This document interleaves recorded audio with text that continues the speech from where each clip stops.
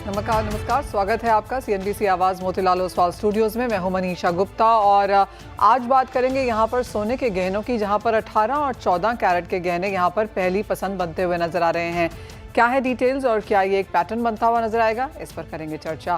साथ ही बात करेंगे मौसम के वायदा की, जहां पर किसानों को शायद यहां पर अब कुछ फ़ायदा हो सकता है। आपको बता दें कि एनसीडीएक्स ने आईएमडी के साथ अब यहां पर करार किया है और मौसम डेरिवेटिव्स यहां पर लॉन्च किए जा सकते हैं। क्या है डिटेल्स बताएंगे आपको। साथ ही बात करेंगे यहाँ पर गवार की, जहाँ पर कुछ तेज़ी फिर से बाजारों में लौटती हुई नजर आई है। यहाँ पर भी ट्रेडिंग स्ट्रैटेजीज क्या हो, इस पर करेंगे चर्चा। इन सब पर बात करने के लिए हमारे साथ आज हैं अनमोल ज्वेलर्स के फाउंडर ईशू दत्वानी, सुनहरी किरण ऑयल के हर्षित जैन, केरिया एडवाइजरी के अजय केरिया एंड कोटक सिक्योरिटीज की एवीपी कायनात चेनवाला। आप सभी का कार्यक्रम में स्वागत है। सबसे पहले यहाँ पर मौसम वायदा पर बात कर लेते हैं। एंड काफ़ी समय से मार्केट्स को इसका इंतज़ार रहा है। हमने इसकी कॉन्वर्सेशंस यहाँ पर लगातार बाजार में बनते हुए देखी हैं और मौसम के बारे में जहाँ तक कॉन्वर्सेशन है, अब ये माना जा रहा है कि पहले एनसीडीएक्स ने यहाँ पर स्काईमेट के साथ करार किया था और अब आईएमडी के साथ करार किया है। अजय, कैसे देखते हैं यहाँ पे से, बिकॉज बहुत समय से बात है, अंतर्राष्ट्रीय बाजारों में वेदर फ्यूचर्स होते भी हैं, इंडियन मार्केट्स में काफ़ी ल्यूक्रेटिव इसे एक प्रोडक्ट कहा गया है। अब जबकि हम देख रहे हैं एक और स्टेप इस तरफ लिया गया है, आपकी क्या सेंस है? नमस्कार मनीषा जी।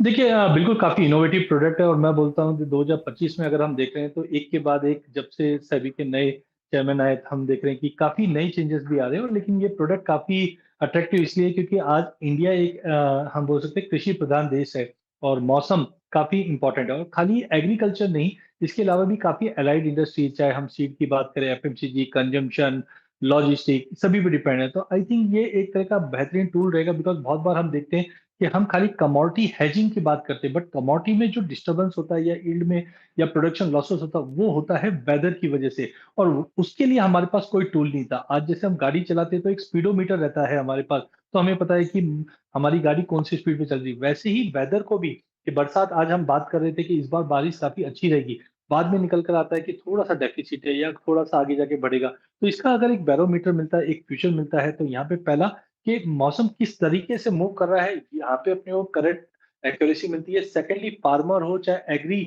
अलाइड इंडस्ट्री से, उनको भी एक क्लैरिटी मिलती है कि अगर मुझे रिस्क है तो उस रिस्क को मैं हैज कर सकता हूँ। अब मेरे पास वैसा प्रोडक्ट भी बना हुआ है। तो आई थिंक एक बहुत ही वेलकम स्टेप है इंडिया के लिए, जिसमें हम आज कृषि प्रधान है और हर एक इंडस्ट्री, सबसे ज्यादा अगर हम देखते हैं तो टूरिज्म इंडस्ट्री हो गई या सिंपल एक वाटर पार्क भी अगर चला रहा है, तो उसको कंसर्न क्या लगता है कि अगर बारिश हो गई तो मेरा, या शादी हो रही है तो उसमें भी हम देख रहे हैं बारिश का काफी इंपॉर्टेंट रोल, इंश्योरेंस बारिश की। बट अब एक तरह का वेदर फ्यूचर प्रोडक्ट बन चुका है, जहां पे इंश्योरेंस कंपनी भी अपनी रिस्क को हेज करने के लिए देख सकती है एग्रीकल्चर फार्मर्स के साथ साथ। हम्म। अजय, अभी तो ये डिटेल आना बाकी है कि कब इसे लॉन्च किया जाएगा, इसके कॉन्ट्रैक्ट स्पेसिफिकेशंस कैसे होंगे, लेकिन जैसे आपने बताया कि बहुत सारे market sectors, industries of course इसका यहाँ पर लाभ उठा सकते हैं, starting right from marine to shipping to travel to tourism to, जैसे आपने कहा, किसान और वेरियस इंडस्ट्रीज भी यहाँ पर इसका फ़ायदा ले सकती हैं। किस तरह से आप यहाँ पर पार्टिसिपेशन बनता हुआ देखते हैं और अगर कोई कॉन्वर्सेशन यहाँ पर एक्सचेंज के साथ हुई है इस पर? देखिए, एज ऑफ नाउ एक्सचेंज के साथ या बाकी वीसीपीज के साथ जब बात करते हैं तो अभी भी हमें सरप्राइज लगता है, अरे ऐसा भी कुछ हो सकता है क्या। बट आई रिमेम्बर 3-4 साल से हम देख रहे हैं कि एक्सचेंज के वेबसाइट के ऊपर भी वेदर से रिलेटेड कुछ डेटा आना स्टार्ट हो गया था, तो लग रहा था कि कुछ ना कुछ नया डेवलपमेंट है। बट फ्रेंकली इंडिया के लिए काफी नया चीज है। तो चाहे एक्सचेंज हो, चाहे रेगुलेटर हो, चाहे वीसीपीज हो, सभी के लिए देख रहे हैं कि ये कैसे वर्कआउट होगा, कैसे काम होगा। लेकिन फ्रेंकली आज एक सिंपल मैं बात करता हूँ, कोई भी अगर एफएमसीजी कंपनी है जो आटा बनाती है, तो उसके लिए भी काफी कंसर्निंग है कि पर्टिकुलर सपोज मध्य प्रदेश है, वहां पे इस बार बारिश कितनी होने वाली, ज्यादा हो गई तो तकलीफ है, कम हो गई तो तकलीफ है। तो इस चीज को कैसे हैच करेंगे, तो उसका एक केस स्टडी कैसे बनेगा, तो काफी अभी ऑन पेपर है। आई थिंक काम रेगुलेटर और एक्शन दोनों ही कर रहे हैं, जल्द आ सकता। बट हाँ, मैं काफी ऑप्टिमिस्टिक हूँ क्योंकि ये एक तरह का कमोडिटी मार्केट के लिए एक नया माइलस्टोन रहेगा कि वेदर में काफी और नए प्रोडक्ट्स भी आ रहे हैं, इलेक्ट्रिसिटी का भी हमने सुना है, तो नए प्रोडक्ट्स भी आ रहे हैं, तो एक माइलस्टोन के रूप में भी करेगा। और ये बाकी जो अलाइड इंडस्ट्रीज है उसको भी प्लेटफॉर्म पे लाने की कोशिश करेगा, जिससे लिक्विडिटी भी बढ़ेगी और एक तरह से हम बोल सकते हैं कि एक नया इंस्ट्रूमेंट भी रहेगा फाइनेंशियल प्रोडक्ट के, फाइनेंशियल प्लेयर्स के लिए भी और कंज्यूमर्स के लिए भी। वो बात तो आपकी बिल्कुल सही है अजय। फाइनेंशियल प्लेयर्स से, कंज्यूमर से, फार्मर्स, एफएमसीजी और बहुत सारी industries and sectors of course इसको लुक फॉरवर्ड करेंगे कि यहाँ पर ये निकल कर आए। जैसे कहा गया कि अभी एक्सचेंज पर कॉन्वर्सेशन है ऑन पेपर, अभी ये फॉर्म लेता हुआ नजर आ रहा है, लेकिन एक अप्रूवल है, करार हुआ है, और आगे जाकर वेदर डेरिवेटिव्स यहाँ पर कैसे निकल के आते हैं ये काफ़ी इंटरेस्टिंग होगा देखना। अजय, बहुत शुक्रिया साथ जुड़ने के लिए और उस पर चर्चा भी करने के लिए। वेल, आगे बढ़ते हैं और बात अब यहाँ पर सोने की कर लेते हैं। कायनात, कैसे देखती हैं आप गोल्ड के प्राइसेस, बिकॉज ये दूसरा ऐसा हफ्ता है जहाँ पर गेन्स के साथ सोने में कारोबार है। ओवरनाइट 1% की गिरावट जरूर देखने को मिली थी, लेकिन वो एक नीजोक रिएक्शन था क्योंकि मार्केट्स यहाँ पर यूएस जॉब्स डेटा को रिएक्ट कर रहे थे, जो कि बेहतर है एक्सपेक्टेशन से भी और पिछले महीने के हिसाब से भी। लेकिन जब ये बढ़त निकल के आई है, सपोर्ट बनता हुआ नजर आया है, कैसे ट्रेड करने की राय देंगी? मॉर्निंग मनीषा। डेफिनेटली गोल्ड में हमने देखा है कि क्योंकि जो ट्रेड रिलेटेड प्रोग्रेस हो रहा था उसकी वजह से थोड़े से प्राइसेस प्रेशर में आए थे। एंड इवन कल भी अगर हम देखें तो जब डेटा आने के बाद हमने वो नोटिस किया है कि एक नी जर्क रिएक्शन जैसे आपने कहा उसमें एक काफी प्राइसेस नीचे गए थे, but then by the end of the day हमने देखा कि एक रिकवरी भी हुई है बिकॉज मार्केट्स का फोकस अभी ट्रेड रिलेटेड नेगोशिएशंस पे है। एंड जैसे हमने देखा है कि स्टार्ट में जो प्रोग्रेस होती हुई नजर आ रही थी और जो फ्लेक्सिबिलिटी पहले यूएस ने दिखाई थी कि प्रॉब्ली अगर जुलाई 9 का डेडलाइन वो फ्लेक्सिबल करके शायद वो सितंबर तक भी हो सकता है, जब उनकी लेबर डे हॉलीडे हो तब तक भी वो एक्सटेंड कर सकते हैं उसको। उस बात को ट्रंप ने डिनाई किया। उन्होंने कहा है कि जुलाई 9 तक ही हम मेजर ट्रेड डील्स ये करेंगे। And in fact going ahead he also said कि अभी आज जुलाई 4 को ही शायद वो काफी सारी कंट्रीज जिनके यहाँ डील्स फाइनलाइज नहीं हुई है उनको टैरिफ नोटिस भेजेंगे। सो ये सारी चीजों की वजह से थोड़ा ट्रेड रिलेटेड प्रोग्रेस को लेकर जो पॉजिटिविटी था थोड़ा सा वो इम्पैक्ट हुआ है, और मार्केट सेंटिमेंट थोड़े से आप बोल सकते हैं कि अभी थोड़े लिमिटेड है रिस्क सेंटिमेंट, जिसका सपोर्ट हम लोगों को गोल्ड के प्राइसेस में देखने को मिल रहा है। And I think this trend should continue in the next week because जैसे हम देखें नेक्स्ट वीक में भी एफओएमसी मीटिंग के अलावा कोई ऐसे मेजर डेटा है नहीं। सो पूरा ध्यान मार्केट्स का होगा ट्रेड डील्स और ट्रेड नेगोशिएशंस के ऊपर। और आज देखना होगा कि शाम में कितने आज शायद हमें by evening session will get to know कि कितनी कंट्रीज को ट्रेड नोटिस गए, टैरिफ नोटिस गए। आज इतना इम्पैक्ट देखने को नहीं मिलेगा because US market such closed है for independence day holiday, but definitely next week हमें इसका एक इम्पैक्ट जरूर देखने को मिलेगा। तो आई थिंक वो एक काफी इंपॉर्टेंट रहेगा देखना कि ट्रेड नेगोशिएशंस कैसे होते हैं। फिलहाल तो थोड़ा साइडवेज टू पॉजिटिव का ही ट्रेंड हमें नजर आ रहा है इन केस ऑफ गोल्ड।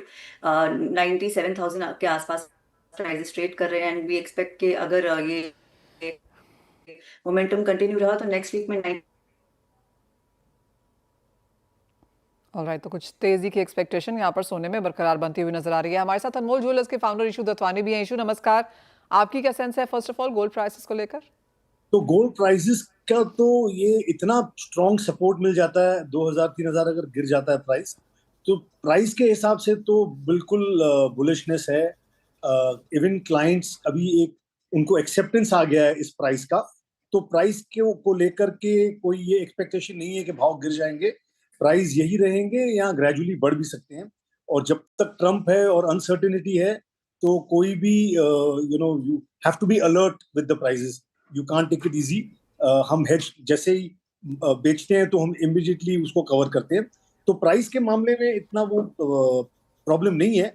लेकिन जहां पर सेल की बात आ जाती है तो हमने देखा कि लास्ट मंथ जून खास करके लिए हमारे लिए स्लो था।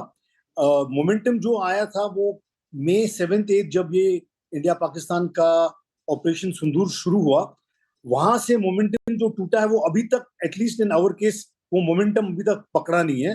क्योंकि अभी और हम लोग बहुत डील करते हैं, अर्बन हमारे क्लाइंट्स हैं, तो सारे लोग अभी ट्रैवल करते हैं। June is a month way people travel, even July लोग अभी वापस आना शुरू हुए हैं। तो middle of this month, by end of this month I think सब आ जाएंगे।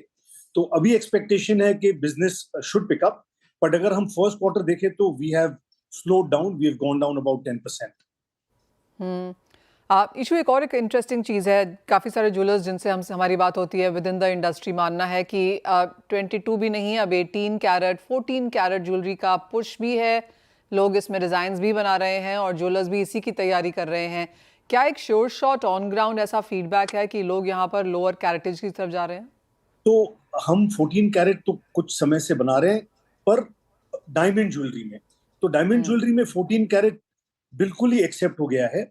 और जहां तक प्लेन ज्वेलरी का सवाल है, वहां पर हम 18 पे आए हैं, 14 पे तो नहीं आए हैं, क्योंकि मुझे लगता नहीं है वो इंडियन मेंटालिटी उसको एक्सेप्ट कर पाएगा। पर 18 में काफी हम अभी एक्सेप्टेंस देख रहे हैं, क्योंकि 18 में कुछ हम ऐसी भी डिजाइन बना सकते हैं जो जो 22 में नहीं बन सकती, because 22 is very soft and malleable.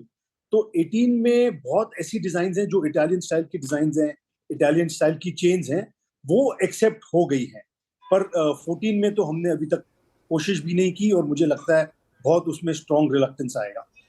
Fair point that. And Anmol, and issue जिस तरह से यहाँ पर कॉन्वर्सेशंस तो ऑफ कोर्स बिलो 14, 12 और 9 की भी हमने यहाँ पर सुनते हुए देखी हैं, पर वो अभी सिर्फ ईयर से है, सुनने ही मिला है। जी।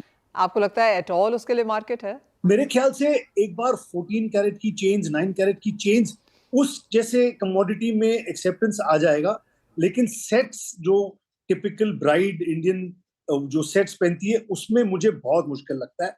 उसमें लाइट वेट हम कर रहे हैं और लाइट वेट चल रहा है, और अभी वो, क्योंकि टेक्नोलॉजी हमारे पास है, हम 3D प्रिंटिंग कर सकते हैं, हॉलो हम ज्वेलरी बना सकते हैं, तो वो काम चल रहा है। लुक हैवी है, वेट कम है, तो प्राइस कम है, that is easier to do and that is acceptable. पर 14 कैरेट की प्लेन ज्वेलरी मेरे सोच के बाहर है at this. Quite understandable issue, क्योंकि जिन लोगों को गोल्ड लेना है वो रादर यहाँ पर प्योरिटी की तरफ ध्यान देंगे। डायमंड अंडरस्टैंडेबल है, लेकिन जिनको गोल्ड लेना है वो बहुत लोअर कैरेटेज पे जाएंगे। ऐसा फीडबैक मार्केट से फिलहाल नहीं है। बहुत शुक्रिया साथ जोड़ने के लिए, और सोने का क्या सेंस है इंडियन मार्केट्स में उस पर भी चर्चा करने के लिए। कायनात आपके पास लौटना चाहेंगे और एक सेंस यहाँ पर मेटल्स पे लेना चाहेंगे, जहाँ पर चांदी में कुछ सपोर्ट है, ओवरनाइट कॉपर में अच्छे खासे गेन्स देखने को मिले, तो ओवरऑल इंडस्ट्रियल मेटल्स में कोई यहाँ पर ट्रेडिंग सेंस? जो यूएस का डेटा आया था उसने एक अनएक्सपेक्टेड रेजिलियंस दिखाया है, एंड एक अनसर्टेनिटी जो बजट को रिलेटेड भी थी, यूएस जो बिल है, टैक्स बिल है, उसको रिलेटेड भी थी, वो अनसर्टेनिटी पे भी खत्म हो गई है। सो एंड सबसे मेन चीज है कि वो बिल में उन्होंने जो डिफॉल्ट जो डेट सीलिंग है वो रेज किया बाय $5 ट्रिलियन, जिसकी वजह से डेट डिफॉल्ट का कंसर्न अभी पूरी तरह से ईज हो गया है। सो आई थिंक ये सारी चीजें प्लस मेटल्स की अगर मैं बात करूं, बीट कॉपर, एल्यूमिनियम और सिल्वर, सब में एक सप्लाई टाइटनेस देखने को मिला है हमें, तो अंडरलाइन सपोर्ट ऑलरेडी वहां से आ रहा है। सो एक ट्रेंड मुझे लग रहा है कि इसमें थोड़ा पॉजिटिविटी और आ सकती है मेटल्स के केस में भी। एंड इफ जैसे कॉपर की अगर हम बात करें तो टुवर्ड्स 900 जाने की संभावना है। अगर 900 के ऊपर जाता है तो 910, 912 would be the levels to watch out for. In case of aluminium I think 255 to 260 के रेंज हमें देखने को मिल सकती है आगे आने वाले समय में। सो ओवरऑल ट्रेंड मुझे अभी भी पॉजिटिव लगता है। हालांकि रेट कट्स के एक्सपेक्टेशंस कम हो गए, बट इट्स आप ये बोल सकते हैं कि वो at the expense of growth. एक जितना एक्सपेक्टेशन, जितना वीकनेस का एक्सपेक्टेशन था यूएस मार्केट में, वो हमें डेटा के थ्रू देखने को नहीं मिल रहा है। ये दिख रहा है कि एक सॉफ्टनेस है लेबर मार्केट में, बट कोई ऐसे रिसेशन कंसर्न्स या कोई बहुत बड़ा वीकनेस है इकोनॉमी में, वैसा कुछ नजर आ नहीं रहा है फिलहाल। सो आई थिंक वो इंडस्ट्रियल डिमांड प्रोस्पेक्ट्स के लिए बहुत पॉजिटिव है। सो मुझे लग रहा है कि वो जो फैक्टर रहेगा वो सपोर्ट करेगा for all the metals including silver, क्योंकि ऑलरेडी इनमें सप्लाई टाइटनेस है। अगर डिमांड आउटलुक इंप्रूव होता है तो ये it's again a big positive for prices. So मुझे लगता है कि ये थोड़ा साइडवेज टू पॉजिटिव ट्रेंड में ही ट्रेड कर सकते हैं आगे आने वाले समय में। एंड साइडवेज टू पॉजिटिव में इसलिए कह रही हूँ because trade deal related volatility हमें देखने को मिलेगी अभी जुलाई 9 तक। So that will be something जो थोड़ा प्राइजेस को वॉलेटाइल रखेगा, बट अंडरलाइन ट्रेंड मेटल्स का अभी फिलहाल पॉजिटिव ही लग रहा है। ऑलराइट, तो बाइंग रिकमेंडेशंस वहाँ पर मेटल्स में भी आती हुई, ऑफ कोर्स काफ़ी सारे इफ्स एंड बट्स हैं वहाँ पर अंतर्राष्ट्रीय बाजारों में, लेकिन as of now buying recommendations intact. Kainat, बहुत शुक्रिया आपका भी समय निकालने के लिए और वो सारी स्ट्रैटेजीज एंड एनालिसिस शेयर करने के लिए। नमस्कार, आप देख रहे हैं कमोडिटी राउंड अप, और देश में सरसों के हालात पर बात करने के लिए हमारे साथ सुनहरी किरण ऑयल के हर्षित जैन हैं। हर्षित नमस्कार। सबसे पहले तो क्रशिंग पे ही जानना चाहेंगे जहाँ पर हमने एक अच्छा खासा उछाल आता हुआ देखा है। कैसे देखते हैं क्रशिंग के नंबर्स, आगे जाकर किस तरह की स्थिति रह सकती है, और डिमांड को लेकर अब क्या सेंस है? चलिए, नमस्कार आपको और आपके दर्शकों को। जहां तक क्रशिंग का सवाल है, जो क्रशिंग के नंबर्स आ रहे हैं, मैं पर्सनली थोड़ा उनसे सेटिस्फाइड नहीं हूं। वो क्रशिंग के नंबर थोड़े ज्यादा दिखाए गए हैं, वास्तविकता में इतनी क्रशिंग नहीं हो रही है। सरसों के अंदर तेजी बरकरार है, जैसा कि एक महीने पहले मैं आपके शो पे आया था, वहां से लेके अब तक भी सरसों सीड में 400 रुपए क्विंटल और सरसों तेल में 10 से 12 रुपए किलो की तेजी और आ चुकी है। अगर हम सरसों की फसल जब आई थी मार्च के अंत में, वहां से कंपेयर करें तो सरसों सीड में टोटल 1000 रुपए पर क्विंटल और सरसों तेल में 25 से 27 रुपए प्रति किलो की तेजी मनीषा जी आ चुकी है। ये साफ साफ ये दिखाती है कि सरसों सीड की अवेलेबिलिटी, जो मैंने आपको पिछली बार भी बताया था, टाइट है। पिछले एक महीने में भी सरसों की मिल्कियत बहुत कमजोर रही। मिल वाले या प्लांट वाले सरसों ना मिलने की वजह से रेट बढ़ाते रहते हैं और रेट बढ़ने से ही ये तेजी आ रही है। सरसों की जो मिल्कियत है वो नहीं है, वो बहुत टाइट है। तो आपके हिसाब से हर्षित एज ऑफ नाउ क्रशिंग किस तरह की है? क्या नंबर्स हैं, क्या परसेंटेज देखते हैं आप? मेरे हिसाब से वास्तविकता में जिस हिसाब से सरसों की किल्लत है और इंडस्ट्री को डिस्पैरिटी है, 9 लाख टन प्रति मंथ से ज्यादा क्रशिंग नहीं हो रही है अभी। इसमें 2-2.5 लाख टन का थोड़ा गैप है जो बाजार में मतलब वास्तविकता में जो है। आप कह रहे हैं 2 लाख टन का यहाँ पर डिमांड सप्लाई मिसमैच है as of now. Demand supply नहीं बनी सर, क्रशिंग का डेटा, क्रशिंग में जो 11-11.5 लाख टन का डेटा आ रहा है, जैसे अभी जी। जून मंथ के लिए दिखाया गया है, जो एजेंसीज हाँ। ये दिखाती हैं कि 11.5 लाख टन की क्रशिंग हुई है। जी। वास्तविकता में इतनी क्रशिंग मुझे नहीं लगती है। नहीं हुई, आपको लगता है 9 लाख? 9 लाख टन से ऊपर, 8.5-9 लाख टन से ऊपर क्रशिंग नहीं हो पा रही है क्योंकि सीड की अवेलेबिलिटी नहीं है उस हिसाब से। तो आपको क्यों लगता है कि इतनी डिस्पैरिटी क्यों है फिर यहाँ पर डेटा में, और सामने मांग कैसी है फिर? मांग मनीषा जी नॉर्मल है। मांग इन 2 महीनों में कोई एक्स्ट्रा मांग नहीं है क्योंकि जैसा कि आप जानते होंगे सभी खाने के तेलों की मांग मई और जून के जो गर्मी के सबसे ज्यादा गर्मी के महीने होते हैं, इनमें पूरे 12 महीनों की कमजोर सबसे रहती है। कम डिमांड किसी भी तेल की, किसी भी खाने के तेल की। तो ऐसा नहीं है कि कोई सरसों तेल की मांग इन 2 महीनों में बहुत ज्यादा बढ़ गई है। सरसों तेल की जो मांग है वो स्टेबल है, कोई एक्स्ट्रा मांग नहीं है, लेकिन सरसों की सप्लाई बहुत टाइट है। उस वजह फिर से प्राइस इंडस्ट्री को डिस्पैरिटी है और उसी वजह से इंडस्ट्री कम लेवल पे ऑपरेट कर रही है। फुल कैपेसिटी प्लांट नहीं चल रहे हैं। Point taken. तो लो ऑपरेटिंग लेवल्स हैं, कैपेसिटी पूरी तरह से यहाँ पर कंज्यूम नहीं हो रही है, सप्लाई टाइट है, और जो मार्केट का ओवरऑल व्यू है उससे आप कह रहे हैं 2-2.5 लाख टन यहाँ पर कम ही क्रशिंग देखने को मिली है। प्राइसेस कुछ और दिखाते हैं हर्षित जी। अब आगे जाकर प्राइसेस को लेकर क्या सेंस है? मनीषा जी, ये इस बात पे डिपेंड करेगा कि जो सरसों की अवेलेबिलिटी है, चाहे सरसों सरकार की एजेंसियों के पास है, ज्यादातर जो सरसों है वो सरकार की एजेंसी के पास है। आने वाले समय में सरकारी एजेंसियां सरसों की सेलिंग कैसी रखती हैं, उसके ऊपर प्राइसेस की मूवमेंट डिपेंड करेगी। सरसों तेल में और सरसों में बड़ा मंदा हम नहीं देख रहे हैं। तेजी कितनी आएगी या नहीं आएगी ये इस बात पे डिपेंड करेगा कि सरकारी एजेंसियां सरसों कितनी क्वांटिटी में और किस रेट में बेचती हैं। पिछले 1-1.25 महीने से सरकार की सेल चालू हो चुकी है, लेकिन सरकार ने इस तेजी में को ठंडा करने की बजाय इस सरसों की तेजी में और आग में घी डालने का काम किया है। उन्होंने अपनी जो बिक्री है उसको बहुत टाइट रखा हुआ है, रेट भी काफी ऊंचे रखे हुए हैं। पिछले 1-1.25 महीने में केवल 1.25 लाख टन के आसपास सरसों बेची है सरकारी एजेंसियों ने, जो कि कुछ भी नहीं है। अगर मैं 40 डेज का एवरेज निकालूं तो मुश्किल से ये 5,000 टन सरसों का आएगा, मुश्किल से। और जबकि देश के अंदर 25 से 30,000 टन सरसों प्रतिदिन चाहिए मिनिमम क्रशिंग के लिए। काफ़ी डिटेल में आपने हर्षित जी को समझाया है हमें कि किस तरह की स्थिति यहाँ पर ऑन ग्राउंड है, लेकिन एक सेंस फिर भी यहाँ पर प्राइसेस पे लेना चाहेंगे। क्या रेंज बनती हुई नजर आ रही है? क्योंकि लगातार हम एक चीज़ सुन रहे हैं कि इंपोर्ट ज़्यादा आएंगे। अब जैसे आपने कहा मई जून में मांग नहीं रहती, लेकिन जुलाई ऑनवर्ड्स, अगस्त ऑनवर्ड्स स्पेशली काफ़ी हद तक पिकअप कर जाती है as we get into the festival and winter season वहाँ पर। तो क्या रेंज रह सकती है फिर प्राइसेस में? तो मई जून में मांग कम रहती है, ऐसा नहीं है कि बिल्कुल नहीं रहती। मांग होती है, मिनिमम रहती है, जितनी रहती है उतनी रहती है। अब बात करते हैं विदेशी तेलों से। विदेशी तेलों से मनीषा जी सरसों तेल का कोई लिंक नहीं है। सरसों तेल अपनी अलग दिशा बना चुका है।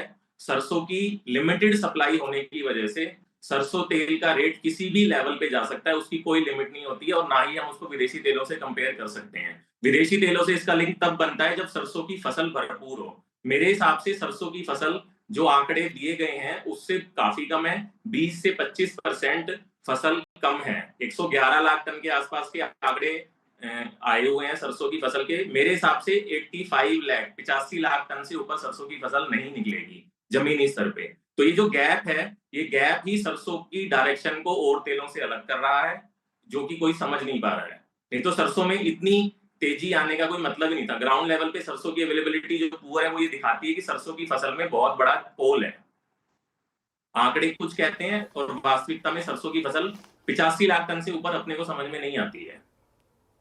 वाह, ओके हर्षित जी, बहुत शुक्रिया जुड़ने के लिए और बहुत सारी चीज़ें ऑफ कोर्स वहाँ पर क्लियर करने के लिए। और जैसे आपने कहा कि काफ़ी सारे गैप्स हैं, लूप होल्स हैं यहाँ पर, जहाँ तक सरसों के नंबर्स हमारे सामने यहाँ पर बनते हुए नजर आए हैं। लेकिन ये इंटरेस्टिंग क्लैरिटी आपकी तरफ से यहाँ पर आई है कि फसल भी कमज़ोर है, क्रशिंग भी यहाँ पर कमज़ोर है, सप्लाई यहाँ पर टाइट है, तो आगे जाकर प्राइसेस में एक सपोर्ट लगातार हम शायद यहाँ पर बनता हुआ देखते ही रहेंगे। वेल, इसी के साथ फिलहाल इस कार्यक्रम में इतना ही समय, हमें दीजिए इजाज़त, लेकिन ब्रेक के बाद बात करेंगे इक्विटीज़ पर।